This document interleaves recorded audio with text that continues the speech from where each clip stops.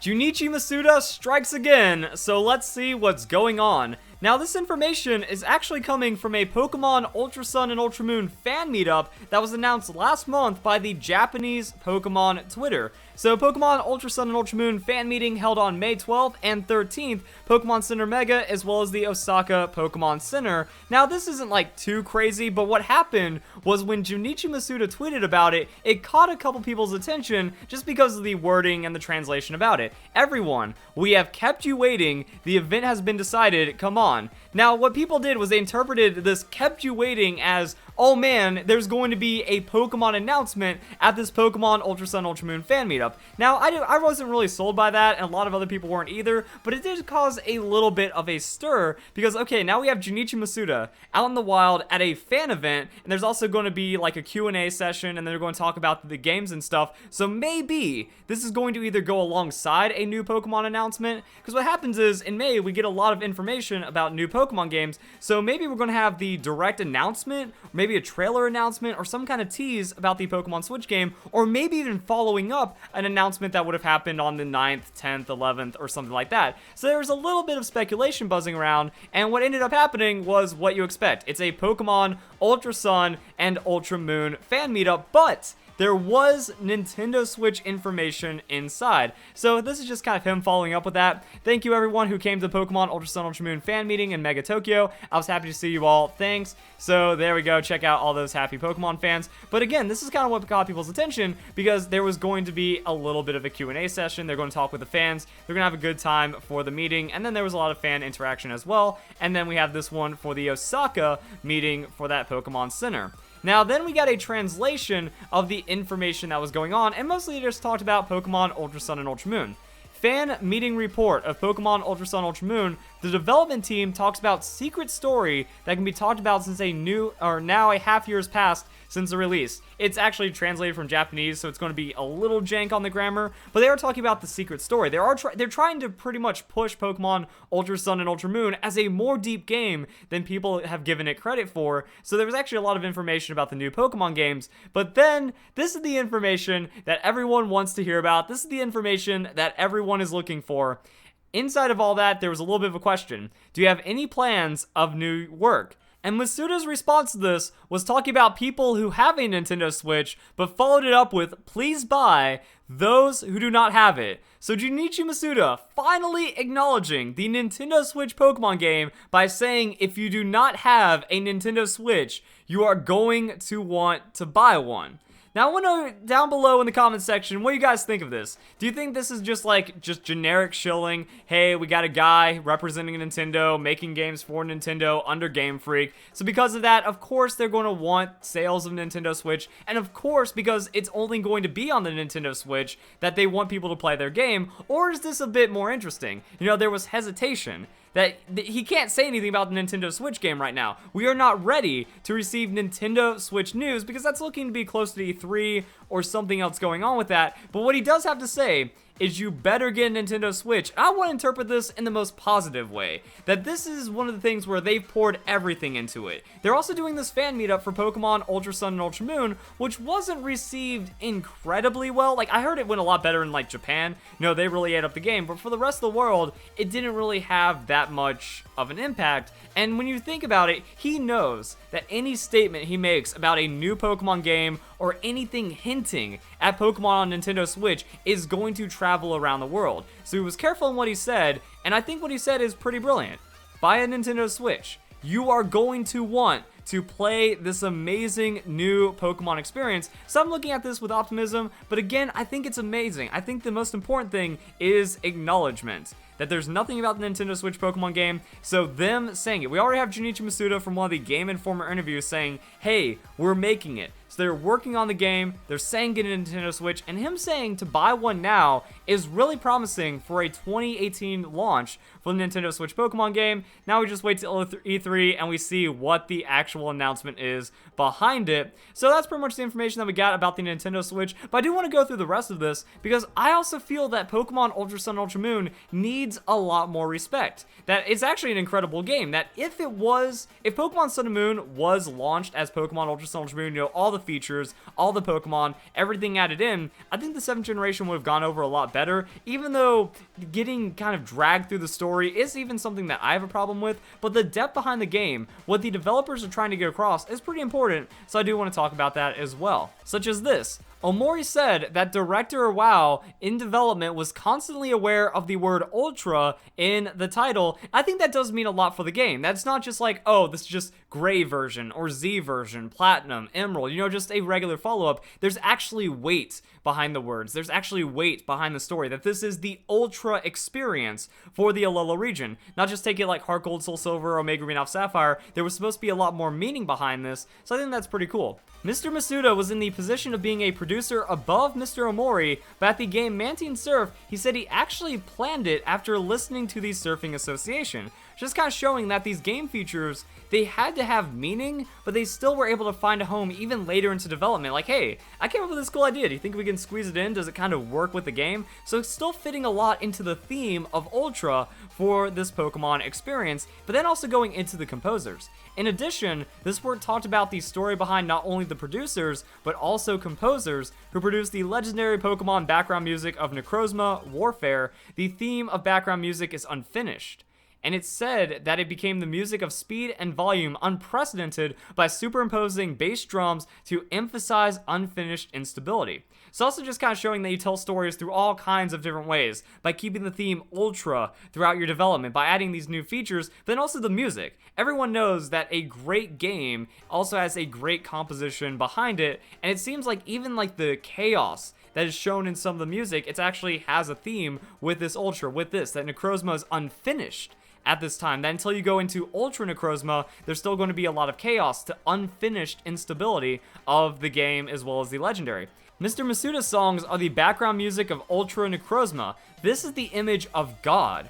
That's actually pretty intense to be saying, but I think when you think about it, true, Arceus does have like this godlike lore in Pokemon, but that's mostly for the region, for the mythology of that area. When it comes to the Alola region, Alola just kind of takes a lot of the existing Pokemon lore and really throws it out the window because they have their own lore. They have their own customs. They have their own things happening in their area. I mean, it's the only place where we've seen regional variants occur as they have in the Pokemon world. So when it comes to Necrozma, this is effectively a god, that it gave light to the Alola region. It gave life to the world of Pokemon through the lore of Alola, and it's also stolen light from other worlds. It's killed, it's devoured other worlds as well, which is some pretty intense godlike power. The main melody is summarized by the sound of pipe organ style. Yeah, that is a little intense, and I guess that is a very cathedral, etheric, godlike sound, an instrument that you want to use when kind of promoting that level of power inside of it. The idea of development was they wanted to show Ultra Necrozma as awesome existence. And I think that does kind of work as well. Like when you just have a crazy, powerful light being that has this world-shaping kind of power behind it, it is existence itself in a way. So that's what I really like about this, that despite what you think about Pokemon Ultra Sun, Ultra Moon, again, the story, everything about it really wraps up really well. And there was a lot of depth and detail that went into telling this, and maybe that's why the game was so handholdy, that they really wanted to guide you through this experience in the way that they intended. A lot of people are against that because one thing I've been saying a lot recently is I want a Pokemon adventure. I don't want a Pokemon game.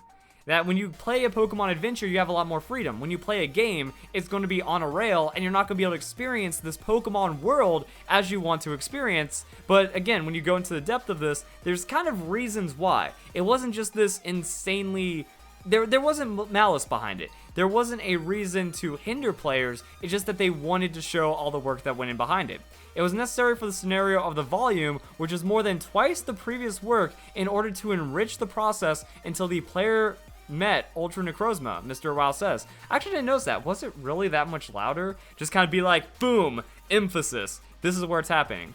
It's an overwhelming Ultra Necrozma who is considered to be the strongest Pokemon in history, but goes on Nuki Pokemon, I don't know what that means, but if you use the personality of the Pokemon that I met in Adventure, it's said to be the strength to win.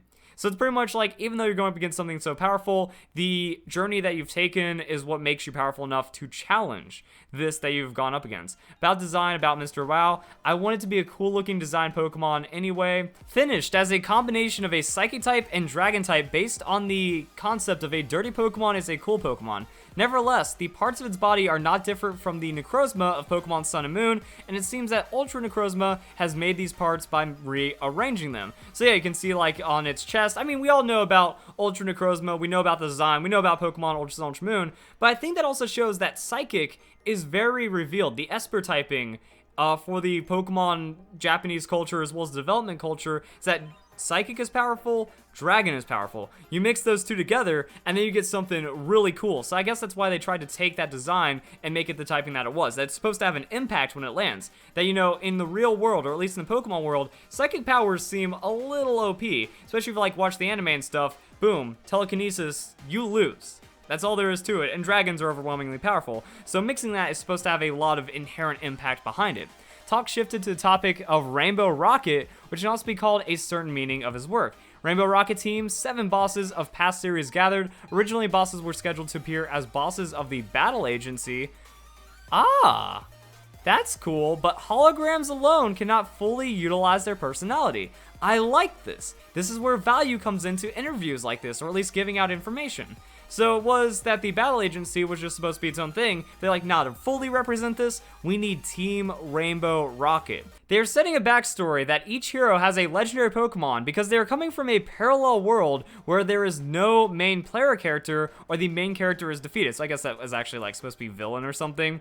The central presence is Giovanni, but the other bosses do not necessarily obey him. That is something. They were like, well, my plan succeeded. We're powerful. This dude kind of scooped me up, so I'm just going to do what I want anyways. An organization like this was formed as each way of thinking was synchronized with the evil aura of Giovanni. It's also just kind of being like, look, Giovanni's a bad guy. He's very charismatic, but he's still evil. That's Giovanni. So evil that he's trying to take over the world through parallel dimensions and take over every world through every parallel existence. Seems that their presence has also triggered an increase in players who are interested in the past series.